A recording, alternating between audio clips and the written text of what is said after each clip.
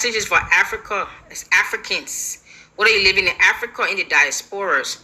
My question is, an African man will give birth to a child, whether in Africa or abroad, and name him George, or name her Elizabeth, or Tiffany, or Stephen, or Peter, right?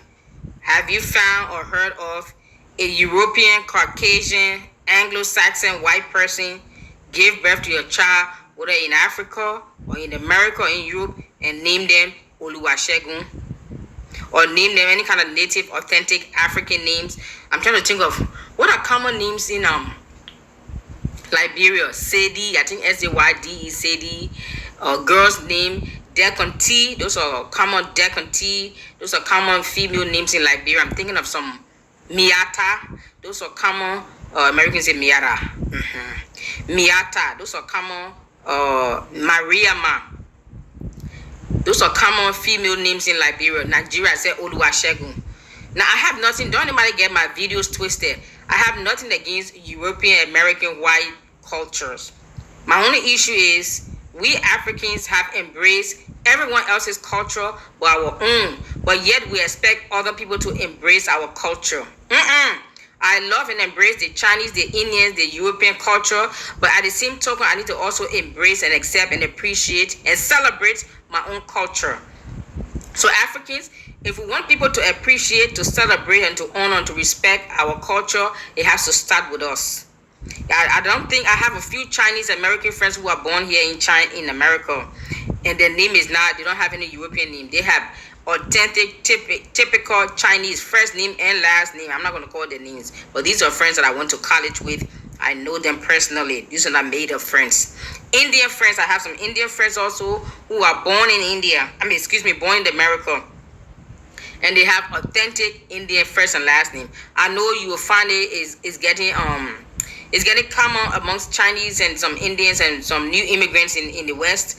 They are giving their children maybe the first name an English name like George or Tiffany or whatever.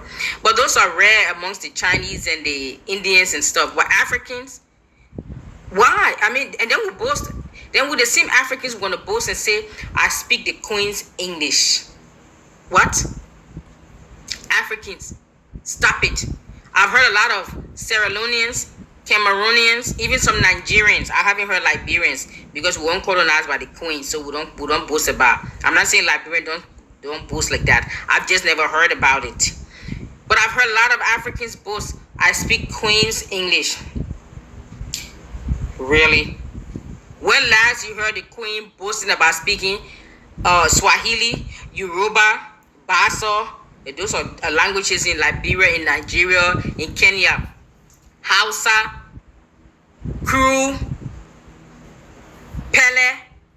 When last you hear the Queen boasting about speaking Igbo language? And you there speak the Queen's English.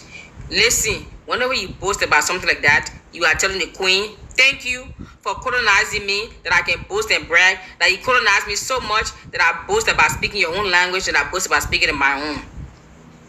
Hello, I repeat, any Africans that ever boast, I speak the Queen's English.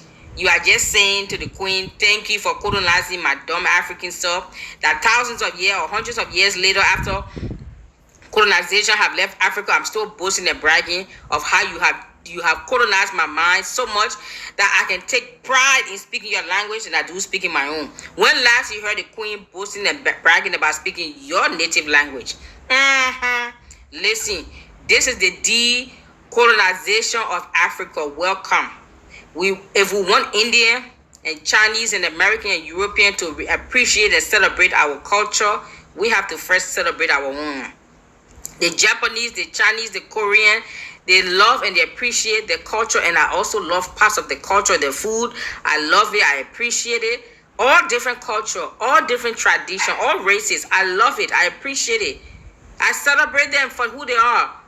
But they must also appreciate and celebrate and embrace us Africans as we are and for who we are. So it's not acceptable anymore that you can go to Africa and find Chinese and Indian and Japanese and Kentucky Fried Chicken all over Africa, but then you go to China, you can find one African restaurant where they're eating fufu and soup and gari and eba and igusi soup.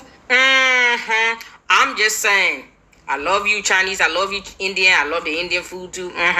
But it's time for us to see some fufu and soup restaurant up in India. What's up? Why is Kentucky Fried Chicken doing in Kenya? Are there any Kenyan fried chicken in Kentucky? I'm just saying.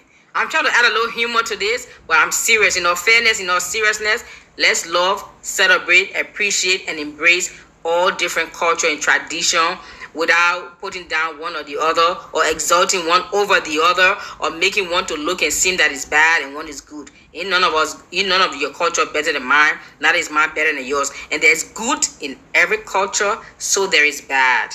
Ain't that the truth? Because we are human beings. Just like inside of the heart of everyone lies the good and the diabolical. Ain't it? Okay, so listen, Africans, we have to stop this now. No more giving birth to a child, whether in Africa or in the diaspora, and giving them the name of George and Tiffany and Mary and Susan. It's time for you to name your child Oluwasegun, Dekonti. What else? Put the names in the comment section there. Are you with me? Because I don't see why Europeans giving birth to the children in Africa or in Europe and naming them Oluwasegun or Dekonti or Tikompla. I'm just saying. Looky here. I salute you. I appreciate you. Put your comments, your likes, your dislikes. No problem. Bring it. Thank you. Bye-bye.